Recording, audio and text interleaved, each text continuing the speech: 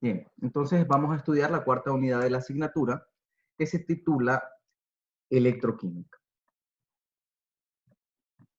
Para ello vamos a considerar que la electroquímica es aquella área de la química que se va a ocupar de la interconversión de energía química en energía eléctrica. Y es un área de enorme importancia para la ciencia y la tecnología moderna. Y esto no solo por las baterías, sino también porque hace posible la fabricación de diferentes materiales químicos industriales esenciales. Todas las baterías que nosotros utilizamos para ciertos dispositivos electrónicos modernos, como un vehículo, un celular, una calculadora, un control remoto, realizan procesos electroquímicos para poder funcionar. Ahora, hay que considerar que dentro de las baterías o las pilas hay diferentes tipos de reacciones de acuerdo a la clase de pila. Hay pilas que son recargables y hay pilas que no. Entonces, cada una de ellas tiene componentes distintos y las reacciones que suceden dentro de ellas también las hacen un poco distintas. Un ejemplo de la aplicación de esta área de la química es el uso del hidróxido de sodio. Estamos hablando de NaOH, que se utiliza para la fabricación de papel, para la fabricación de ciertos tejidos en el ámbito textil, telas, la elaboración de jabones, algunos detergentes. Y esto lo que se hace es que se mezcla, por ejemplo, en el caso del papel, la celulosa con el hidróxido y otros componentes y se hace pasar una corriente eléctrica por una disolución de cloruro de sodio. Y ahí empiezan a darse ciertas características particulares de cada uno de estos productos. También en el caso del cloro, es un componente indispensable para la fabricación de PVC, que su nombre es policloruro de vinilo o cloruro de polivinilo. Y se va a obtener por el mismo proceso, pasar una corriente eléctrica para una solución donde haya este tipo de compuestos. Estaba hablando de cloro, hay una reacción química que va a producir las características que se quieren obtener para dicho material. También en el caso de la obtención de aluminio metálico y el cobre en estado puro que se utilizan en los cables eléctricos, se hace mediante procesos electroquímicos. Los procesos electroquímicos son reacciones de tipo redox. En los encuentros anteriores hemos estado hablando de los tipos de reacciones y les decía yo que los tipos redox lo íbamos a dejar para electroquímica porque es el tipo de reacciones que le dan vida a esta área de la química. La energía liberada por una reacción espontánea se va a transformar en electricidad. Esa es una de las partes de la electroquímica. O bien, la electricidad se utiliza para generar una reacción química no espontánea. Espontánea y no espontánea tiene que ver con la necesidad de un catalizador para poder desarrollar la reacción. Ante eso, hay que considerar el uso de celdas electroquímicas. Una celda electroquímica es el dispositivo capaz de obtener energía eléctrica a partir de reacciones químicas o bien producir reacciones químicas a través de la introducción de energía eléctrica. Hay dos tipos de celdas electroquímicas que son diferentes, pero muy similares entre sí. En el caso de las celdas electrolíticas, se aplica energía para producir reacciones químicas. Por su parte, las celdas galvánicas o celdas voltaicas, o mejor conocidas como baterías, se producen reacciones químicas para generar energía eléctrica. Como ven, es todo lo contrario a lo que hace una. Cuando las celdas electrolíticas utilizan energía eléctrica para producir reacciones, las celdas galvánicas hacen lo contrario, utilizan reacciones químicas para generar energía eléctrica.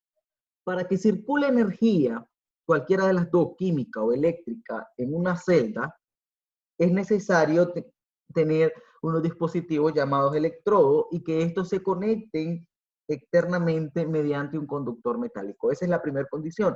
Además, se necesitan que hayan disoluciones llamadas electrolitos que estén en contacto para permitir el movimiento de iones. Estamos hablando principalmente de electrones. Recuerden que en los primeros temas que estudiábamos de la asignatura decíamos que el átomo lo que libera son electrones. El resto que está en el núcleo, que son los protones y los neutrones, no se van a movilizar. Y además, la tercera condición para que circule la corriente a través de la celda es que pueda tener lugar una reacción de transferencia de electrones a cada uno de los dos electrodos. Y esta reacción de transferencia se conoce como reacciones redox, donde hay una oxidación y también una reducción. Las celdas electroquímicas, como ya decía anteriormente, necesitan de un electrodo y un electrolito. El electrodo es un conductor eléctrico que es utilizado para hacer contacto con una parte metálica, no metálica, perdón, de un circuito. Por su parte, el electrolito viene siendo una sustancia que va a contener en su composición iones libres y que van a hacer que se comporte como un conductor eléctrico una vez que empiece la reacción o se provea a la celda de energía eléctrica, en el caso de las celdas electrolíticas. Las celdas electrolíticas, entonces, vienen siendo el recipiente que va a contener el electrolito, tal como se ve en la figura de la izquierda. Y en ella se va a producir un proceso químico llamado electrólisis. La electrólisis es el proceso en que se utiliza la energía eléctrica continua para generar una reacción redox no espontánea.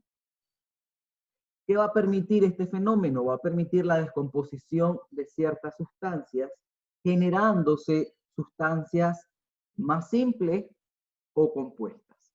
Por ejemplo, en el diagrama que está en la diapositiva, se tiene una solución de ácido clorhídrico, HCl.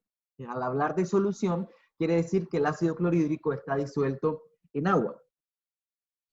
Los iones hidróneos, una vez que se le ha aplicado cierta carga eléctrica, van a ser atraídos hacia el catodo, que es donde se ganan los electrones. El catodo es el electrodo negativo. Y ahí se van a ganar electrones y se van a formar átomos de hidrógeno gaseoso.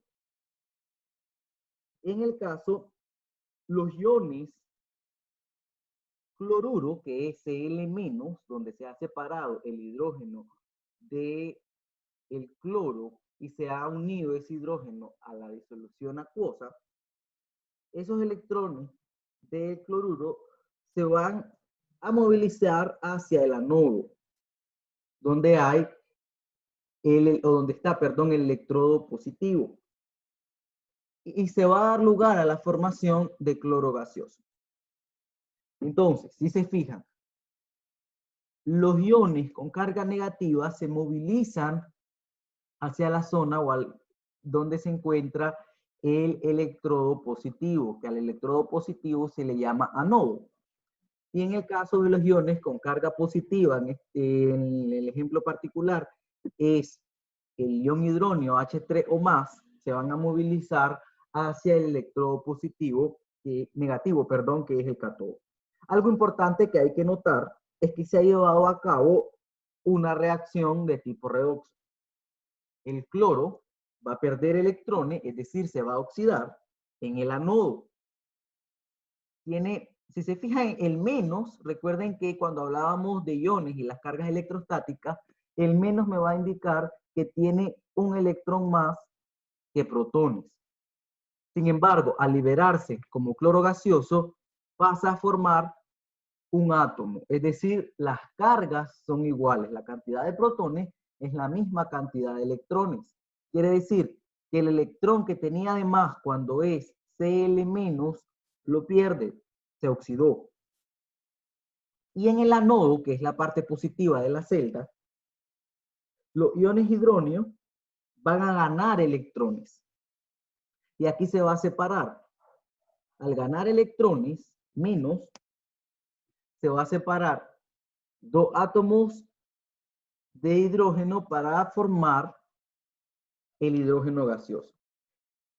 Por lo tanto, los iones hidróneos se van a reducir porque van a ganar electrones. En una reacción de tipo redox, la oxidación hace referencia a la pérdida de electrones y la reducción hace referencia a la ganancia de electrones. Quiere decir que la oxidación va a tener lugar en el anodo y la reducción en el cátodo. Por su parte, la celda galvánica es donde se da lugar la reacción química espontánea para generar una corriente eléctrica. La aplicación más práctica e importante de la celda galvánica o celda voltaica es en el uso de la batería. Generalmente la batería es el conjunto de varias celdas, como los acumuladores o la batería de un vehículo. Dicha celda consiste, estoy hablando de la celda galvánica, consiste en un trozo de zinc, que es el que está en la parte izquierda de color gris, sumergido en una solución al 1 molar de sulfato de zinc, SnSO4. Y esta placa de zinc está conectada a una pieza de cobre, que es la color naranja, mediante un conductor. En este caso son las líneas negras que están conectadas al voltímetro. En este caso, ese conductor puede ser un alambre conductor. La pieza de cobre también está sumergida en una solución al 1 molar de sulfato de cobre 2. Y ambas soluciones se van a conectar mediante un puente salino. El puente salino puede ser una sustancia que no va a reaccionar directamente con ninguna de las soluciones y normalmente está en un estado gelatinoso para evitar que haya una mezcla de las soluciones. La fuerza impulsora y que va a permitir la generación de la tensión eléctrica se origina porque los átomos de zinc que están en el recipiente de la izquierda tienen una gran tendencia a perder electrones en relación a la tendencia que van a tener los átomos de cobre que están en la zona de la derecha a captar electrones. En esta reacción, el cobre se va a reducir y el zinc se va a oxidar. Los átomos de zinc entonces van a perder electrones y se van a convertir en iones de zinc. Van a tener más protones que electrones, por lo tanto tienen cargas positivas. Y esto se va a dar lugar, estos iones de zinc se van a empezar a aglomerar en la superficie del electrodo de zinc. Estamos hablando que cuando el zinc se va a oxidar, la placa de zinc es el anodo. Ahora, estos electrones que son liberados por el zinc van a pasar a través del conductor de los cables y van a llegar al electrodo de cobre. Y al llegar estos dos electrones al electrodo de cobre, van a ser captados por los iones de cobre, Cu+2. Y se van a depositar estos átomos de cobre en el electrodo. Por lo tanto, los iones de sulfato, SO4-2, de la solución, pasan a reaccionar con el cobre a través del puente salino. Por lo tanto, a la hora de analizar la reacción, se tiene que zinc en estado sólido más la solución de sulfato de cobre va a producir, una vez que sucede la reacción de tipo redox, cobre en estado sólido y zinc que se unió al ion sulfato. Por lo tanto, se tiene sulfato de zinc. Los iones que teníamos de zinc, una vez que el átomo liberó electrones, se van a unir al SO4-2 y van a formar un compuesto neutro, sulfato de zinc, con la liberación de cobre con cargas neutras. ¿Por qué cargas neutras el cobre una vez que se liberó? Porque tomó los electrones que liberó el zinc. En todo ese traspaso de electrones hay una liberación de energía que es captada y se utiliza como energía eléctrica. ¿Cuál es la función entonces del puente salino? Va a permitir el contacto eléctrico entre las dos semiceldas. Hay una semicelda que es la que contiene al zinc y la otra semicelda es la que contiene al cobre. De modo que este puente salino cierra el circuito. Además, va a impedir una mezcla mecánica de las soluciones, ya que si ocurre una mezcla mecánica, la reacción sería directa y los electrones no van a pasar por el alambre conductor, que es lo que se quiere. No habría la generación de energía eléctrica.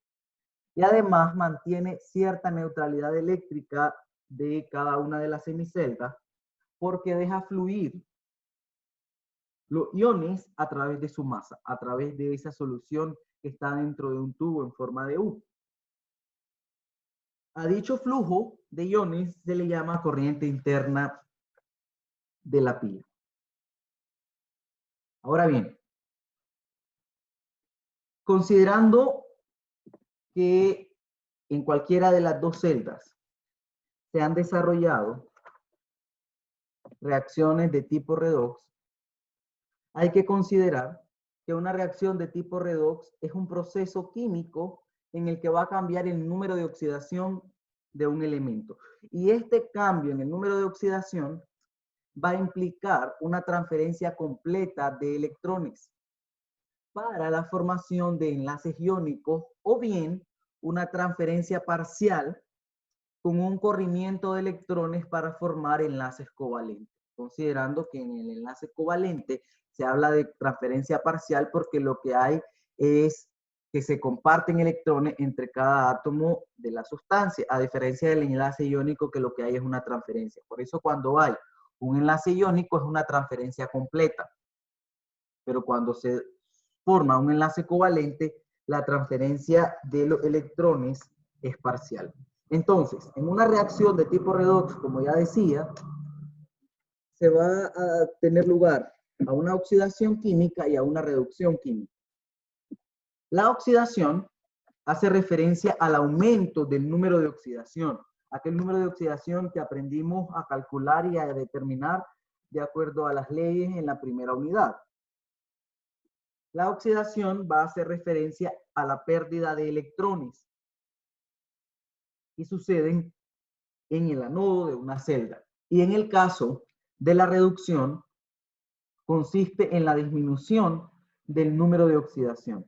Hay una ganancia de electrones y sucede en el catodo. Dentro de este tipo de reacciones y la lógica de la oxidación y la reducción, se ha planteado un método para balancear ecuaciones que se conoce como método redox. Yo les decía que de los dos que estudiamos, hay otros métodos distintos y que el redox lo íbamos a tomar en esta unidad. Entonces, el ejemplo plantea que hay que balancear la siguiente reacción por el método redox. La ecuación de la reacción plantea que dicromato de potasio más cloruro de hierro 2 más ácido clorhídrico van a producir cloruro de cromo más cloruro de potasio más cloruro de hierro 3 y agua. Lo que vamos a hacer es balancear esta ecuación porque no está balanceada. Si hacemos el conteo en cada parte de la ecuación, en el lado de los productos se tienen 2 átomos de potasio, 2 átomos de cromo, 7 átomos de oxígeno, 3 átomos de, 5, perdón, no, 6 átomos de hierro, de cloro, perdón, un átomo de hierro y un átomo de hidrógeno.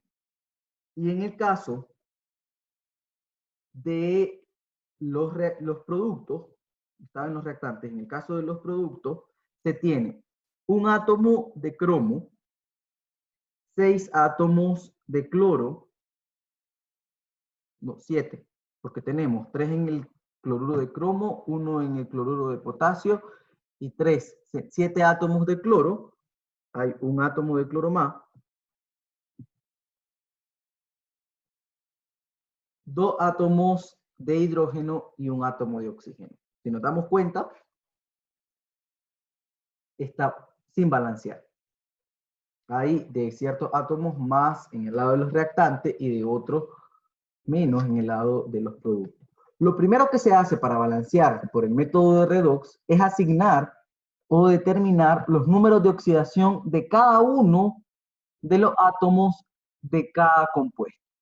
Recordando las reglas que el hidrógeno cuando trabaja con elementos no metálicos tiene un número de oxidación más 1, el oxígeno en todos sus compuestos tiene oxidación igual de menos 2, salvo cuando trabaja con flúor o en peróxido. Los elementos alcalinos tienen un número de oxidación de 1, los alcalinos tercios de 2, y así todas las reglas que estudiamos en la primera unidad. Es el siguiente paso.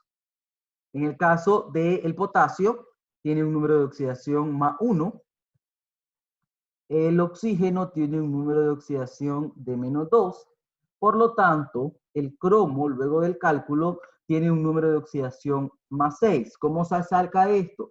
Pues la suma de todos los números de oxidación debe de ser igual a 0. Voy a plantearlo de acuerdo al dicromato de potasio, al primer compuesto, K2CR2O7. 7, que es la cantidad de átomos de oxígeno, se multiplica por menos 2 y me da menos 14. Luego, a ese menos 14 le voy a sumar los números de oxidación del cromo y del potasio. El cromo tiene 2 átomos de cromo por más 6, que es su número de oxidación, me da más 12. Más 2, que son los átomos de potasio, por más 1, que es un número de oxidación, me da más 2.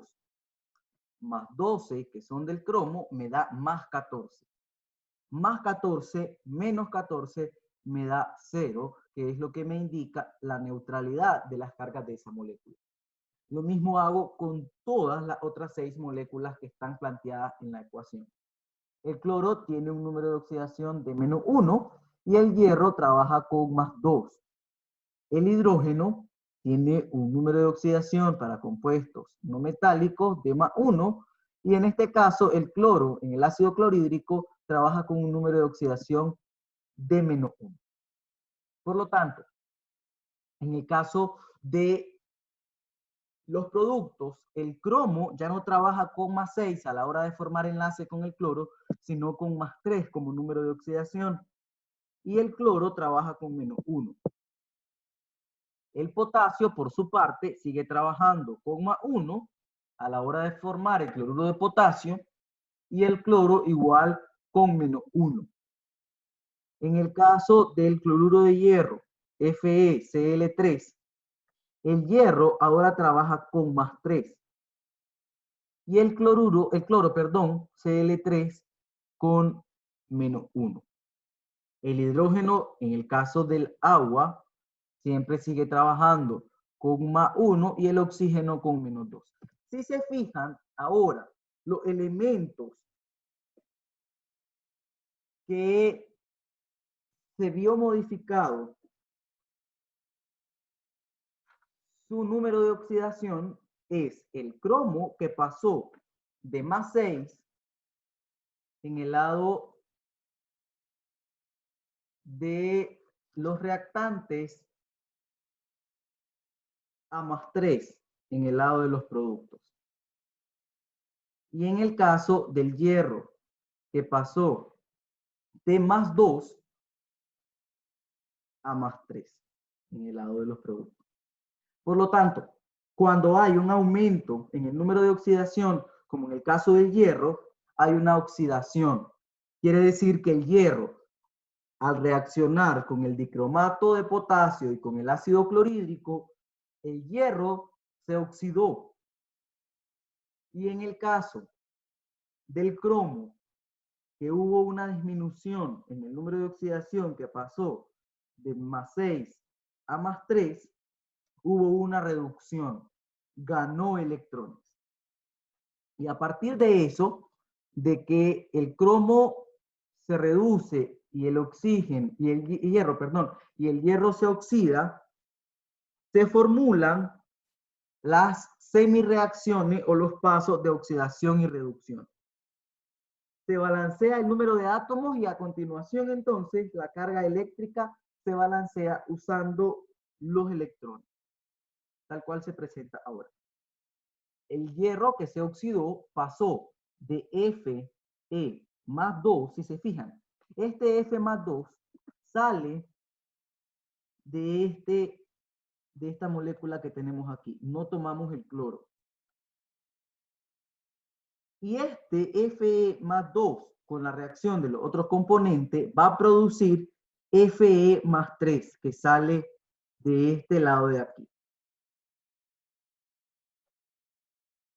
En este caso, hay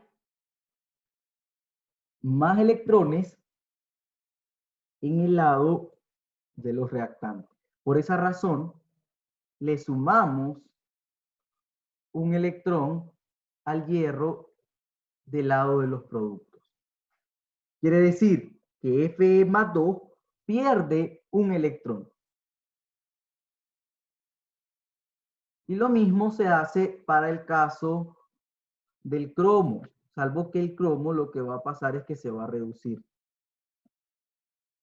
Hay 2 átomos de cromo +6 que salen del dicromato y van a producir 2 átomos de cromo +3. Esos 2 átomos y el 2 que se le puso al cromo +3 es para balancear la ecuación y que haya la misma cantidad de cromo en ambos lados. Sin embargo, se le suman 6 electrones al cromo +6 para balancear la cantidad de electrones. Quiere decir, se le sumarían 3 electrones a cada uno de estos 2 cromos, de estos 2. Y quedaría 2 cromos +3, lo mismo que sucede en este lado. En este caso,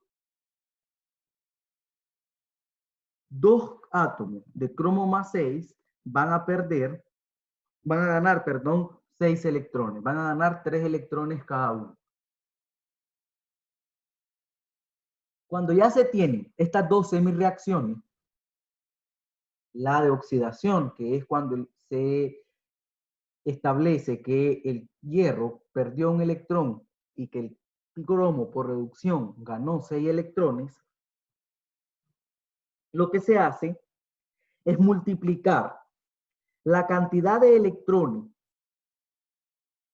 que perdió el hierro, en este caso es 1, lo vamos a multiplicar, este valor de aquí, lo vamos a multiplicar por la semirreacción de reducción.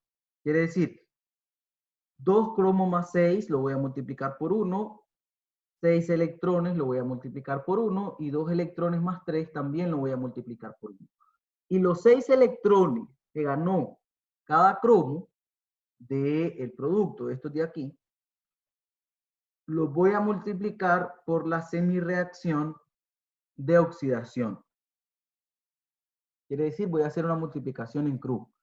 El valor de los electrones que se perdieron en la oxidación, lo voy a multiplicar por los que se ganaron, por la reacción, perdón, en la reducción, y los que se ganaron en la reducción, los voy a multiplicar por la oxidación. Y voy a obtener la oxidación que la multipliqué por 6, sería 6 Fe+2, va a ser igual a 6 hierro +3 más 6 electrones. Quiere decir que 6 hierros más 2 van a perder 6 electrones, de acuerdo a lo que establece esa semirreacción.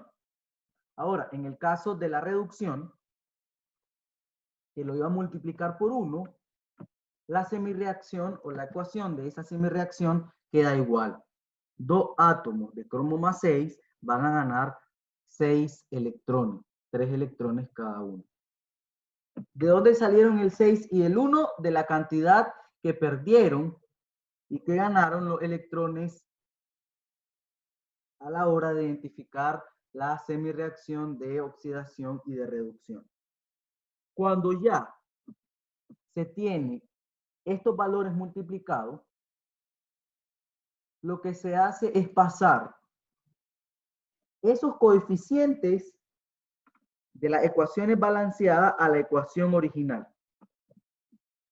Por ejemplo, Fe más 2 me dice que deben de haber 6. Este 6 va a pasar a donde se encuentre el Fe más 2.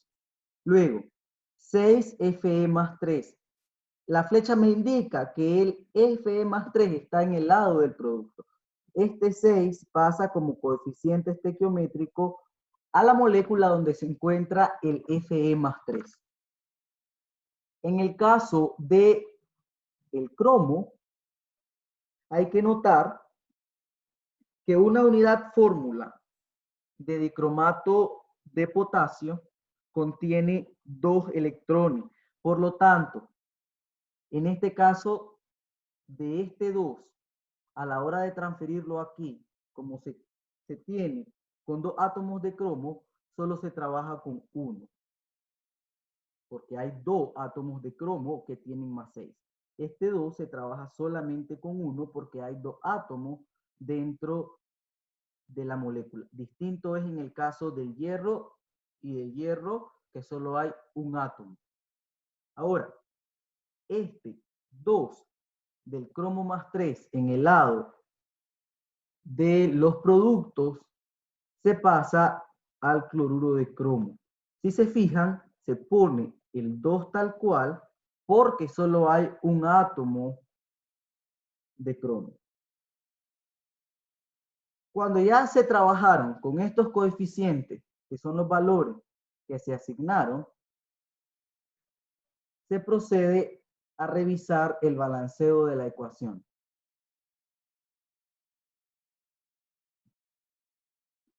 Por lo tanto, la ecuación balanceada sería 6 FlCO2 más HCl más 1 K2Cr2O7 en el lado de los reactantes. Y en el lado del producto tengo 2, que es el coeficiente que le iba a asignar al cromo más 3, 2CrCl3 más KCl más 6FeCl3 más H2O. ¿Qué sigue? Luego verifico si todos los elementos están balanceados. Para eso, lo que hago es comprobar o hacer un balance en el orden del balanceo de tanteo. Primero, los metales, luego los no metales, seguido del hidrógeno y por último, el oxígeno. En el caso del cromo, hay 2 cromos en el lado de los reactantes. Aquí hay 2. 2 por 1, 2.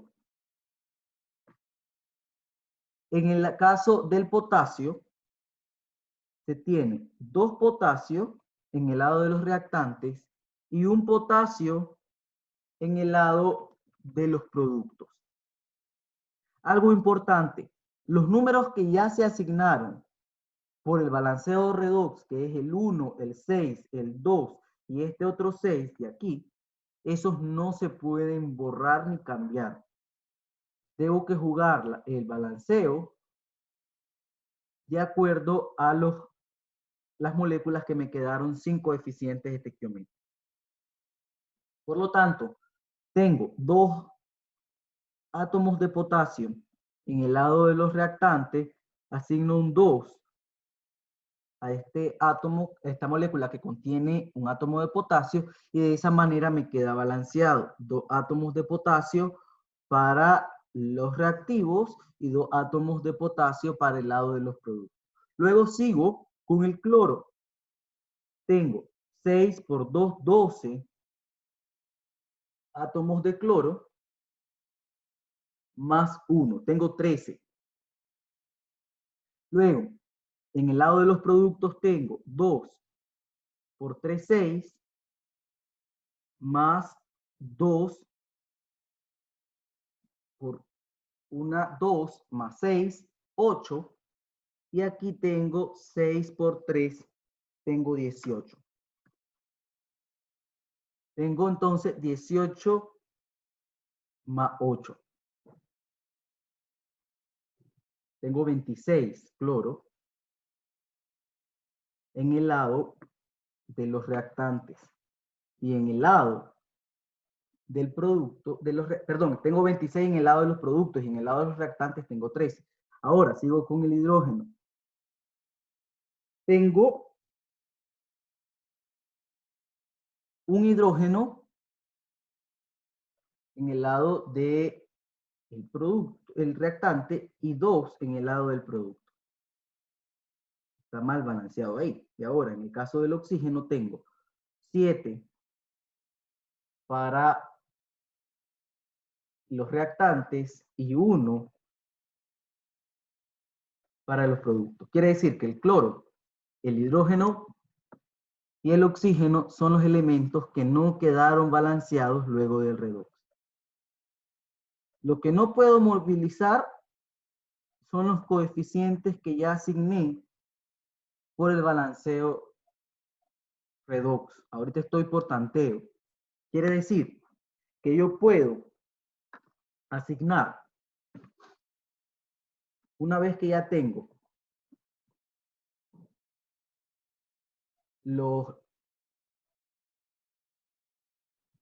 el potasio balanceado, procedo a balancear el cloro.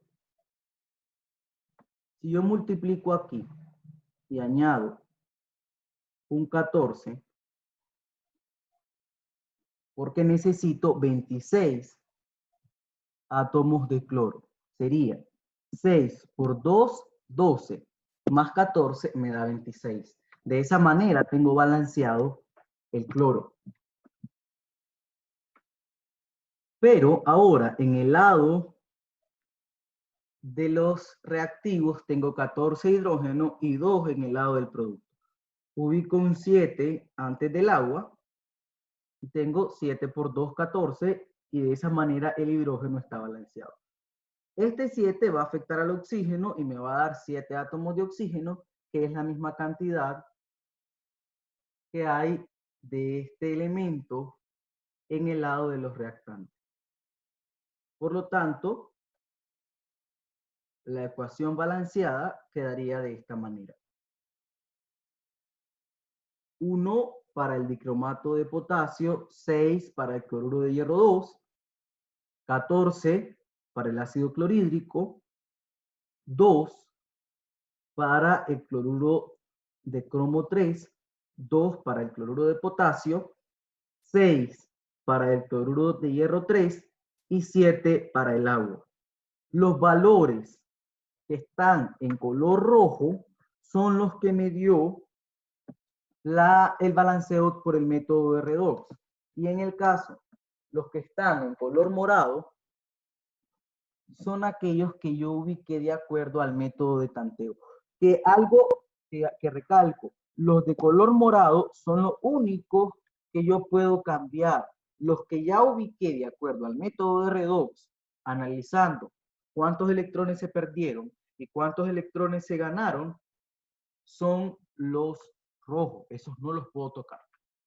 Y de esa manera se balancea por el método de redox. Primero voy a ubicar los números de oxidación para determinar cuál fue el elemento que aumentó el número de oxidación y cuál fue el elemento que redujo el número de oxidación. Luego hago 2 semireacciones. La primera de oxidación y hago un balance de electrones, que es los electrones que se le suman, para saber cuántos electrones se perdieron. Y luego la semirreacción de reducción.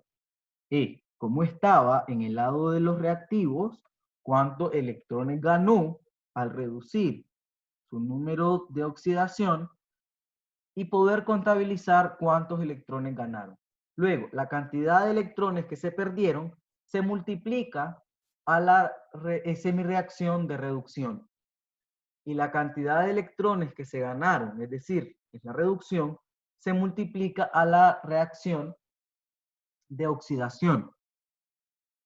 Luego, ya con esa semirreacción y los valores multiplicados, asigno los coeficientes estequiométricos para cada uno de los compuestos que contengan los elementos que se oxidaron y se redujeron.